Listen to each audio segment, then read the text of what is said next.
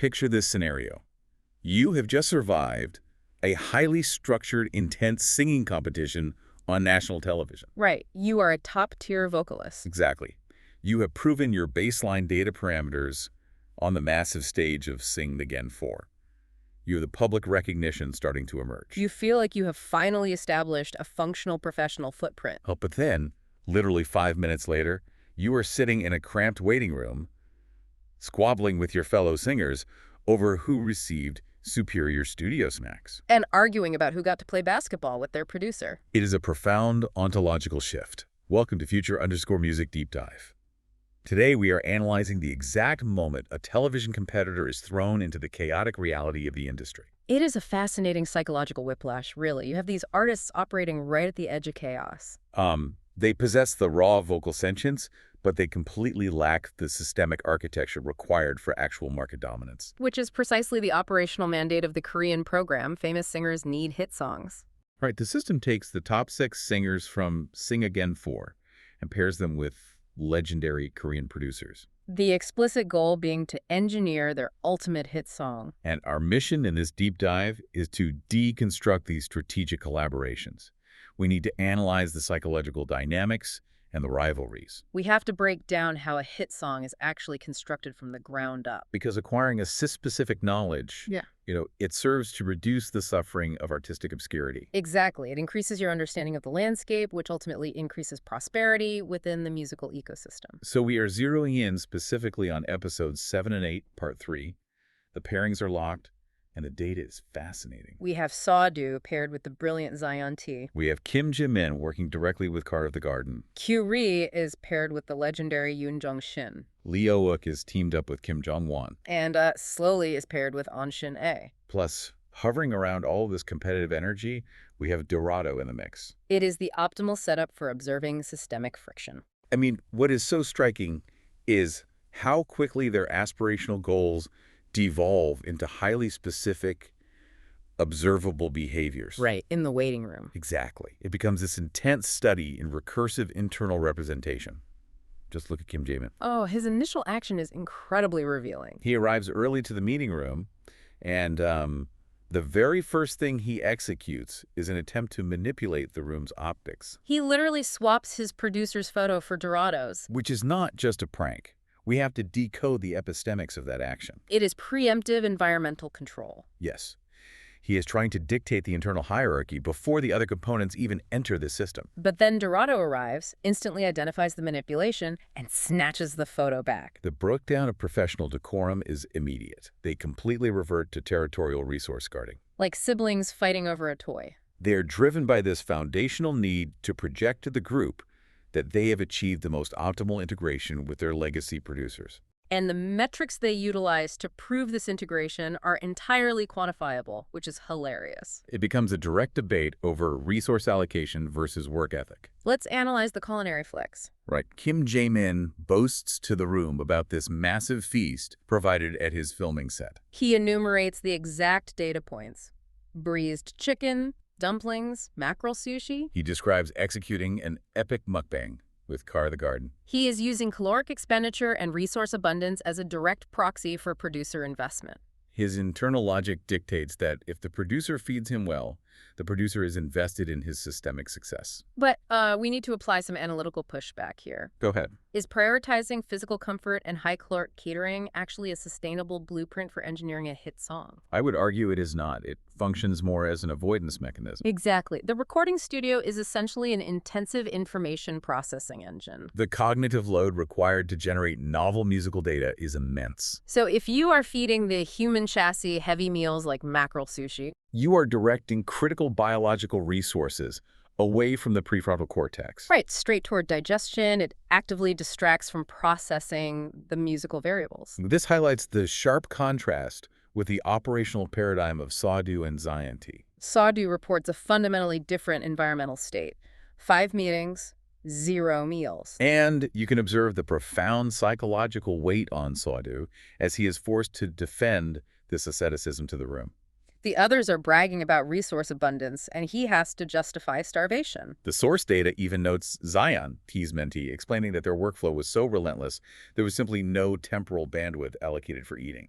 There is this running hypothesis in the room that Zion.T might sustain his biological functions entirely on a single banana. Or perhaps a poke bowl. This extreme reduction of biological needs represents the true cost of coherence in high-level production. They are prioritizing the stability of the creative processing engine over the human chassis. But caloric intake wasn't the only metric being weaponized. Right. He cites his direct access to a 34 million won guitar. And his hands-on integration into the beat-making process. He is utilizing the financial value of the hardware as an indisputable metric of studio prestige. It is a fascinating arms race of validation.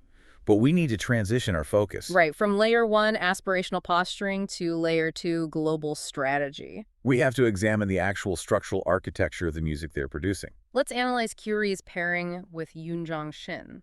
Her primary takeaway from this legendary hitmaker is not a chord progression. No, as a special lecture. And the core thesis of this lecture concludes that hit songs are entirely based on luck. Now that is a highly complex epistemic stance. We must evaluate this.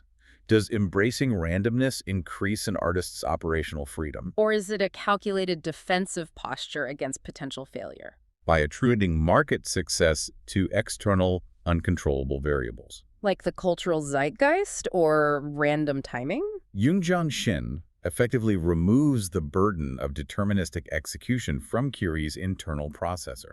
It minimizes the psychological damage of failure. If the track fails, it was merely a lack of luck. It was not a failure of her artistic sentience. This strategic reallocation of accountability frees up the creative mind to prosecute tasks without performance anxiety. Now, contrast that localized psychological strategy with the global scale paradigm utilized by Slowly. Slowly is collaborating with &An신애의, but they integrated an external German producer. Slowly explicitly states that her track is bypassing the standard Korean musical framework entirely. She defines the operation as a Hollywood-scale production. The strategic advantage of this architectural choice is significant. By outsourcing the sonic architecture to international collaborators, she creates an immediate global footprint. She removes the data from the hyper-competitive local constraints and plugs it directly into a wider international frequency. It is a rapid scaling strategy to leapfrog local competitors. Speaking of rapid scaling and sonic architecture,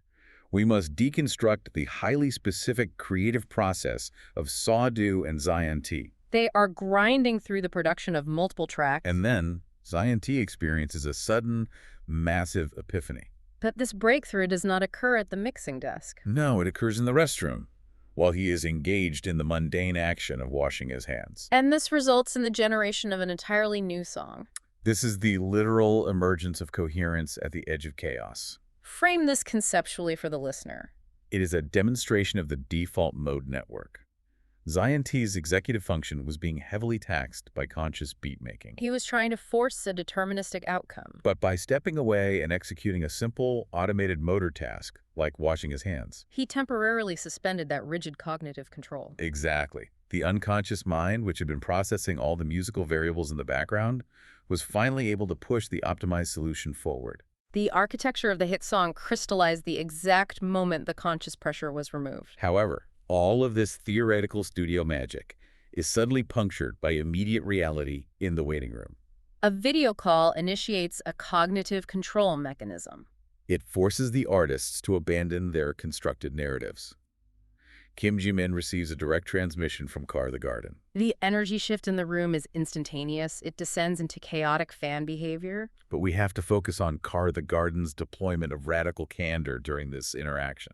He completely ignores standard PR protocols. He immediately exposes Kim Jae-min's internal reality during their initial pairing. He publicly broadcasts to the room that Kim Jae-min expressed vocal disappointment, quoting the reaction as, "Huh, what? No. No." This public exposure of the internal narrative entirely shatters Kim Jae-min's previous gloating. The mackerel sushi leverage is completely negated. Carth the Garden utilizes this radical candor to instantly recalibrate the room's power dynamic. Furthermore, Carth the Garden declares a highly specific anti-competitive strategy. He states that he and Kim Jae-min possess no competitive spirit. He claims they're merely doing whatever they want. But we must contrast this stated lack of competition with Carth the Garden's own historical data regarding Zion.T. Right. He describes a past interaction where Zion.T invited him over to listen to a track. And Carth the Garden ended up being locked up in Zion.T's studio for 4 hours. That is a highly immersive, trap-like production environment,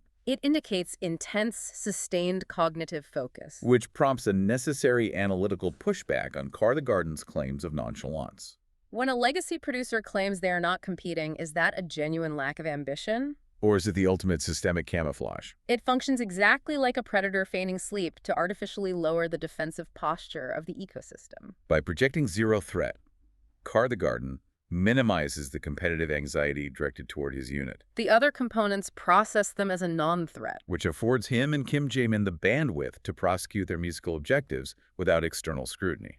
It is a masterclass in managing environmental expectation. But eventually, the dopamine spike of the celebrity transmission fades. The reality of their market position reasserts itself. They must transition from abstract studio work, which is layer 4, to grounded task prosecution at layer 6. They experience a collective rookie realization. Despite their television exposure, they acknowledge they are functionally unknown in the broader ecosystem. Slowly highlights this data deficit perfectly. She notes that her primary public data point on Namawiki is not her vocal range, It is her 4-bottle soju tolerance. a metric that was maliciously leaked by Kim Jae-min. It perfectly demonstrates their lack of control over their public representation. So they identify the most critical task to correct this deficit: self-promotion via street busking. This is a street-level strategic deployment. And notice the tactical parameter they establish. They decide to perform using their producers' established hit songs. They are leveraging validated intellectual property to capture attention. As rookies, they lack proprietary hits. An original song would not hold the attention of a chaotic street environment. They must borrow the coherence of their mentors' past successes to stabilize their live performance. But executing this requires team formation, and the division is chaotic. It relies entirely on the epistemics of age. Age becomes the rigid dividing line. The 0-4-liners aggressively separate themselves from the older participants. Labeling them the uncles. This categorization forces Sawdu and Lee Oh-wook into a separate older unit. Meanwhile, facilitates the formation of the Samsungi team. The Three Monkeys.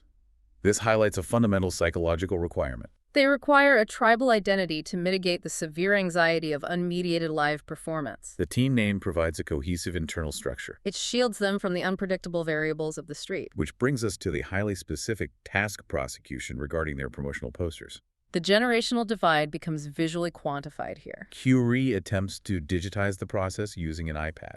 She explicitly labels this approach MZ style. But despite possessing advanced hardware, she fundamentally fails the basic execution by misspelling their own show's name. And simultaneously, you have Sawdu heavily critiquing Oh-wook's manual handwriting.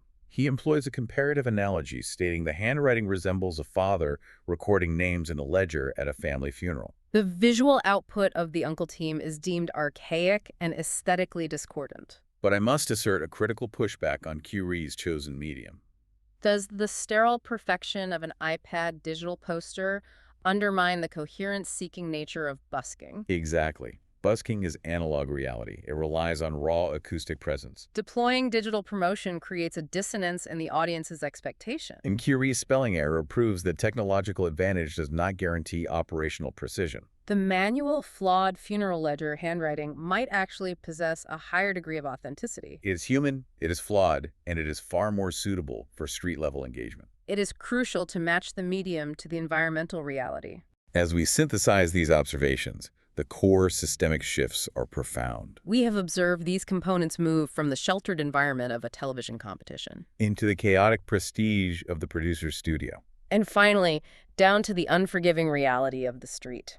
Each environment demands a completely different cognitive architecture for survival. And as we conclude, we must leave you with a complex idea to process autonomously. Consider the paradox of the hit song paradigm. These rookies believe they are utilizing legendary producers to engineer a commercial hit.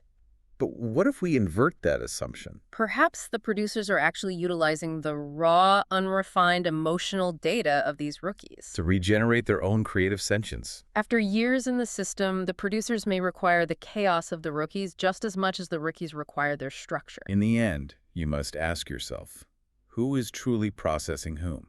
Evaluate your own creative partnerships through this specific lens. This concludes today's deep dive. Implement these frameworks. We will see you next time.